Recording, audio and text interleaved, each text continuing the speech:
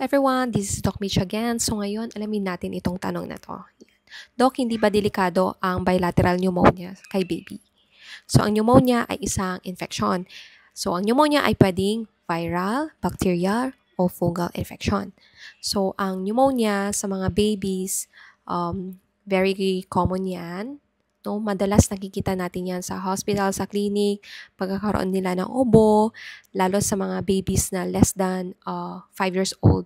So, according sa mga datos or data ng mga Department of Health, DOH, and WHO, mga ganyan, isa sa cause of death ng mga batang 5 years old pababa ay pneumonia. So, nakakamatay ang pneumonia mga mamis ha.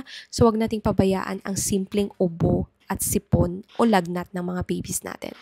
So, tandaan natin ang pneumonia, nakakahawa din yan kasi pwedeng maipasa yan. Kasi nga bacterial infection, so pwedeng makahawa sa ibang tao. So, mode of transmission yan ay droplets. So, ibig sabihin sa laway, nagbahing, ganyan, nalanghap mo, o yung laway napunta sa'yo, mga ganyan. So, pwede kang mahawa. So, be careful sa mga babies na less than 5 years old below, and then sa mga matatanda na 65 years old pataas yan, mas madali silang kapitan ng mga sakit. So, mababa ang kanilang immunity, so mas madali silang kapitan ng iba't ibang sakit. Kasama na doon ang pneumonia. Ganun din yung mga merong asthma, COPD, mga ganyan, emphysema, yung mga may lung diseases, mas madali silang maka-acquire ng pneumonia. Kaya, isa sa mga kailangan natin i-check kapag merong lagnat, sipon, ubo na tumatagal ng 3 araw, kahit bigyan mo na siya ng gamot, hindi pa rin nawawala, yun, kailangan mo nang dalhin sa clinic, kailangan mo nang ipakonsult yan. So, yung tanong ni Mami, Doc, delikado ba ang bilateral pneumonia? Yes, delikado talaga yan, lalo kapag napabayaan o hindi siya nabigyan ng antibiotic o nararapat na gamot sa kanya. So, dapat pag ganito, kasi nga parehong baga, mayroong pneumonia, kailangan ipacheck ka agad. So, probably, siguro ito, yung baby niya matagal yung ubo, nilalagnat, tapos hindi nawawala kahit binigyan na ng antibiotic. So, pina-chest x-ray siguro para malaman kung yung anong cause niya. So, right antibiotic ang pwede doon sa pneumonia. So, antibiotic. Kailangan i-consult ka agad sa inyong doktor. Kasi nga, ang pneumonia, pag napabayaan, ay nakakamatay. Lalo sa mga less than 5 years old na mga bata. Mga sintomas ng pneumonia. Yan.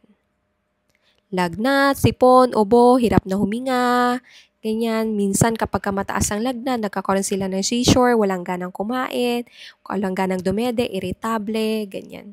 So, nanghihina sila. Ang gamot sa pneumonia ay antibiotic. So, may mga pneumonia naman na hindi naman kailangan i-admit. So, pwedeng uminom ng gamot sa bahay. Pero kapag may mga sintomas na siya na hirap sa paghinga, mabilis yung paghinga ni baby, napansin mo yan, no? Pagkakaroon ng retraction, yung dito, yung parang umaalon yung tiyan nila. Nahihirapan talaga silang huminga kahit ipahiga mo. Ayaw, talagang irritable, iyak ng iyak yan. Tapos parang dito sa may ilong niya, no? Nasal flaring, yung lumalaki yung butas ng ilong, yan, mga sintomas ng pneumonia, hirap sa paghinga, ganyan, talagang hinahabol-habol na. Yun, baka kailangan nang i-admit. So, bilateral pneumonia, ibig sabihin sa chest x-ray, nakita yan na parehong baga niya ay merong pneumonia o infection. So, ang kailangan dyan, as what I've said nga, meron yung mga pneumonia na hindi naman kailangan i-admit. Meron din naman yung pneumonia na kailangan i-admit kapag may lagnat, mataas na lagnat, hirap sa paghinga, talaga kahit yung ubo niya, hindi niya talaga kaya. Yun. Tapos nanghihina. Then, i-consider din natin yung age ng mga bata. So, kapag less than 1 year old at may mga ganong sintomas, mas maganda, kailangan i-admit, no? Para yung antibiotic na ibibigay sa kanya, i-monitor, malagyan ng oxygen, ganyan. Baka kailangan pa ng nebulization, yun, pausok. Yun, mas ma-okay na pag may mga sintomas yung mga anak natin, dalhin ka agad sa inyong doktor para mabigyan ka agad ng gamot. And then, walang bahala yung yung vaccine. So, libre yun sa health center. So, lalo na sa mga babies, newborn babies natin, kapag 1.5 months na si baby, kailangan dalhin sa health center kasi libre naman ang bakuna. So yun, kailangan mabigyan ng 3 doses o 3 tusok ng pneumonia vaccine. And then booster kapag lumaki na sila. Yun. So may pwede namang maiwasan yun ang pneumonia. So bigyan ng vaccine. And then kapag may mga inuubo, iwasan na lumapit yung anak natin sa mga may sakit or inuubo na tao sa ating bahay. Tapos yung usok, yun, yung paninigarilyo, talaga yan, isang number one cause yan ng pneumonia, lalo sa mga bata, yung secondhand smoke. No, kahit hindi ka naman naninigarilyo, nalanghap mo, yun, kumapit sa'yo, yun na. Kasi nga, yung sigarilyo talagang kumakapit yan sa buhok, sa balat, sa damit. So, nalalanghap yun ni baby.